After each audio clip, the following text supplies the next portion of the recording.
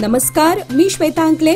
तरुण भारतच्या news bulletin मध्ये आपल्या सर्वांचे स्वागत. आता पाहूया ठळक घडामोडी. शेतकरी आंदोलनाला 1 वर्ष पूर्ण झाले, मात्र अद्यापही शेतकऱ्यांच्या मागण्या राज्य व केंद्र सरकारने मान्य केलेल्या नाहीत.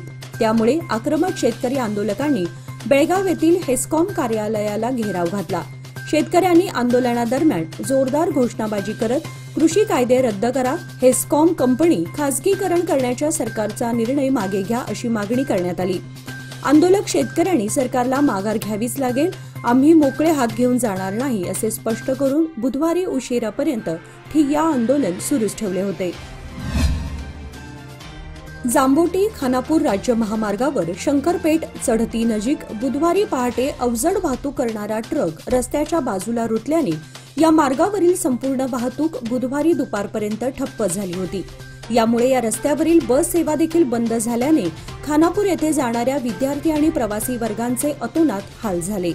बेळगाव चोरला राज्य महामार्गावरील कुसमळी नजीकच्या मोडकळीस आलेल्या ब्रिटिशकालीन पुलावरून प्रवासी वाहतुकीसह अवजड वाहतूक देखील बंद करण्यात आल्यामुळे बेळगाव गोवाला ये जा करणाऱ्या अवजड वाहनांनी पर्यायी मार्ग म्हणून गेल्या काही दिवसांपासून आपला मोर्चा जांबोटी खानापूर राज्य महामार्गाकडे वळवल्यामुळे या मार्गावरून सध्या मोठ्या प्रमाणात अवजड वाहनांची वर्दळ सुरू आहे.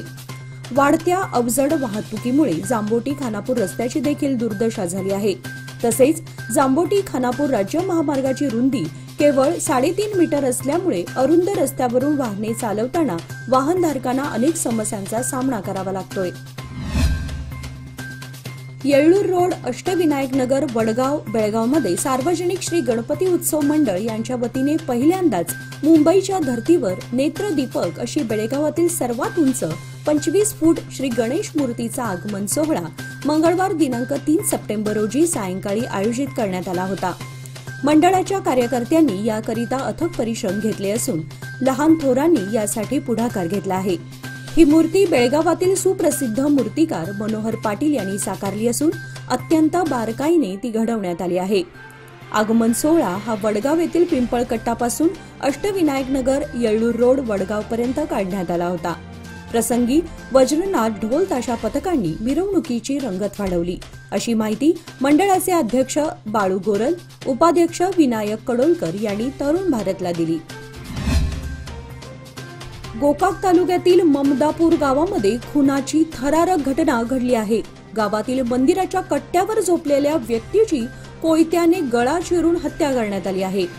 ममदापूर गावातील बीर सिद्धेश्वर मंदिर येथे रात्री भजनाचा कार्यक्रम झाला. कार्यक्रम आटोपून मंदिराच्या कट्ट्यावर झोपलेल्या मद्देप्पा यल्लाप्पा बनसी वय 47 यांच्यावर त्याच गावातील बीरप्पा सिद्धप्पा सुंदोळी याने मानेवर ऊस तोडण्याच्या कोयत्याने जोरदार वार केले. या हल्ल्यामध्ये गंभीर जखमी झालेल्या मद्देप्पाला जिल्हा रुग्णालयात दाखल करण्यात आले, मात्र उपचार न झाल्याने त्यांचा रुग्णालयात मृत्यू झाला. शेत जमिनीच्या सीमारेषेवरून मद्देप्पा आणि बीरप्पा यांच्यामध्ये संघर्ष झाला होता. याच कारणावरून बीरप्पाने मद्देप्पाची हत्या केल्याची घटना घडली आहे. या प्रकरणी गोकाक ग्रामीण पोलीस ठाण्यात गुन्हा दाखल करण्यात आलाय. कित्तूर येथील भाजप सदस्य नागराज असुंडी यांचं अपहरण झाल्याचा आरोप करण्यात आला होता. कित्तूर शहरातील चौकीमठ क्रॉसजवळ अज्ञात व्यक्तींनी असुंडींचे अपहरण केल्याची तक्रार त्यांचे वडील बसवराज यांनी कित्तूर पोलीस ठाण्यामध्ये नोंदवली होती. आता भाजप सदस्य नागराज असुंडी यांना पकडण्यात पोलिसांना यश आलंय. नागराज असुंडी यांना बैलहोंगल न्यायालयात हजर करण्यात आलं आहे. गृहलक्ष्मी योजनेच्या माध्यमातून जमलेल्या पैशातून बेळगाव तालुका सुळेभावी गावातील एका महिलेने अंगणवाडीतील मुलांना शालेय साहित्याचे वितरण करण्यात आले. माजी ग्रामपंचायत उपाध्यक्ष सावित्री हरिचंद्र पातली असं या महिलेचं नाव असून कैलासनगर येथील शाळा नंबर 612 मधील चिमुकल्यांना पेन, वही व खाऊ देऊ केले. तिच्या या स्तुत्य उपक्रमाचे परिसरामध्ये कौतुक होत आहे. संजीवनी फाउंडेशनतर्फे ज्येष्ठ नागरिकांसाठी उमंग 2024 या नृत्य आणि गायन स्पर्धा आयोजित करण्यात आल्या आहेत. 1 ऑक्टोबर रोजी होणाऱ्या ज्येष्ठ नागरिक दिनाचे औचित्य साधून ज्येष्ठ नागरिकांच्या कलागुणांना वाव मिळावा या हेतूने गायन, वैयक्तिक नृत्य व समूह नृत्य स्पर्धा होणार आहेत. 60 वर्षांवरील जास्तीत जास्त स्पर्धकांनी यामध्ये भाग घ्यावा असे सीईओ मदन बामणे व संस्थापक डॉ. सविता देगिनाळ यांनी कळवलं आहे. कमी कालावधीत आकर्षक परतावा लोकमान्य सोसायटी सादर करीत आहे अनमोल आर्थिक ठेव योजना, जी देते तुमच्या गुंतवणुकीवर 10% परतावा, तेही फक्त 13 महिन्यांमध्ये। अधिक माहितीसाठी कॉल करा 1800-212-4050। योजना फक्त सभासदांकरता, नियम वाटी लागू। लोकमान्य, जिथे पैसा वाढतो आणि नातं वृद्धिंगत होतं। उज्ज्वल भविष्याच्या गुंतवणुकीची सुरुवात लोकमान्य सोसायटी सादर करीत आहे मान्सून ठेव योजना, जी देते तुमच्या गुंतवणुकीवर 10.25% परतावा, तेही फक्त 500 दिवसांमध्ये। अधिक माहितीसाठी कॉल करा 1800-212-4050। योजना फक्त सभासदांकरता, नियम वाटी लागू। लोकमान्य, जिथे पैसा वाढतो आणि नातं वृद्धिंगत होतं। वडगाव विष्णू गल्ली येथे सोडण्यात येणारी नॉनस्टॉप बस सेवा बंद करा, या मागणीसाठी मंगळवारी नागरिक आणि विद्यार्थ्यांनी बस थांबवून आंदोलन छेडले। वडगावसाठी परिवहनने 2 नॉनस्टॉप बसची व्यवस्था केली आहे, मात्र या बस सेवेमुळे प्रवाशांची गैरसोय होऊ लागली आहे। त्यामुळे ही बस सेवा बंद करून पूर्ववत बस सेवा सुरू करावी अशी मागणी केली आहे। थेट प्रवास करणाऱ्या प्रवाशांची गैरसोय टाळण्यासाठी परिवहनने शहरातील काही भागामध्ये नॉनस्टॉप बस सेवा सुरू केली होती, मात्र या बस सेवेमुळे सुविधेपेक्षा असुविधाच अधिक निर्माण होऊ लागली। तातडीने ही बस सेवा बंद करावी, यासाठी वडगाव येथील नागरिक व विद्यार्थी रस्त्यावर उतरले। दरम्यान डीटीओ के लमाणी यांच्याशी मोबाईलद्वारे संवाद साधल्यानंतर त्यांनी पूर्ववत बस सेवेचे आश्वासन दिले आहे। त्यानंतर आंदोलन मागे घेण्यात आले। एपीएमसी रोड श्री बसवण्णा मंदिर शेजारी आझमनगर येथील बस थांब्याच्या खराब झालेल्या छताची दुरुस्ती करण्यात आल्यामुळे प्रवाशांमधून समाधान व्यक्त होत आहे। एपीएमसी रोड श्री बसवण्णा मंदिर जवळील बस थांब्याचे एका बाजूचे छत अलीकडच्या काळामध्ये गायब झाले होते, त्यामुळे सध्याच्या पावसाळ्यात बसच्या प्रतीक्षेत थांबणाऱ्या प्रवाशांची गैरसोय होत होती। सदर बाब निदर्शनास येताच सामाजिक कार्यकर्ते प्रसाद चौगुले यांनी बस थांब्याच्या छताची दुरुस्ती करण्याची मागणी केली होती।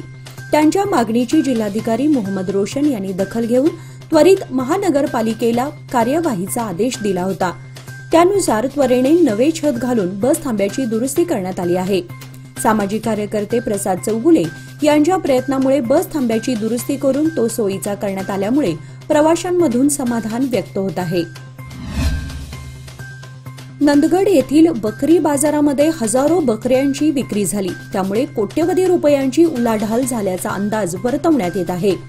नंदगड येथील बकऱ्यांचा बाजार प्रतिवर्षी एपीएमसीच्या खुल्या जागेमध्ये भरतो। बुधवारी सकाळी 9 वाजल्यापासून दुपारी 4 वाजेपर्यंत बाजारामध्ये बकऱ्यांची खरेदी विक्री सुरू होती। स्थानिकांनी पाळलेल्या बकऱ्यासह गोकाक, विजापूर, दावणगेरी भागातून विक्रीसाठी बकरी आणण्यात आली होती। 5,000हून 25,000पर्यंत एक बकऱ्याची किंमत होती। आपल्या ऐपतीनुसार बकरी खरेदी करण्यात आली, तर 4-5 जणांनी एकत्र येऊन एक बकरी खरेदी केली होती।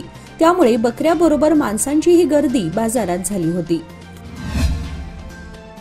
कर्नाटकात शेतीसाठी मोफत वीज पुरवठा केला जातो। या वीज पुरवठ्यात होणारा गैरप्रकार रोखण्यासाठी शेतकऱ्यांनी आपली नावे असलेले विद्युत पंप सेट हे आधार कार्डशी लिंक करून घ्यावेत, असे आवाहन केले जात आहे।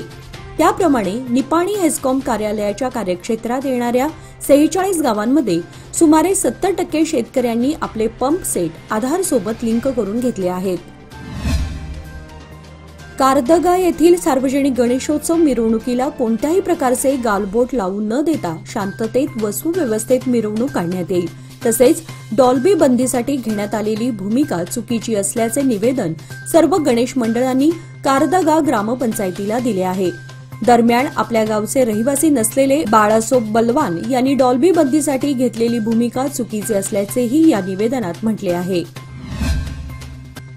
बेळगाव सरकारी कार्यालय संगणकीकृत करण्यासाठी आमदार फंडातून मंजूर केलेल्या 10 लाख रुपयातून खरेदी केलेल्या संगणकांचा वितरण कार्यक्रम आज सकाळी तहसीलदार कार्यालयात पार पडला।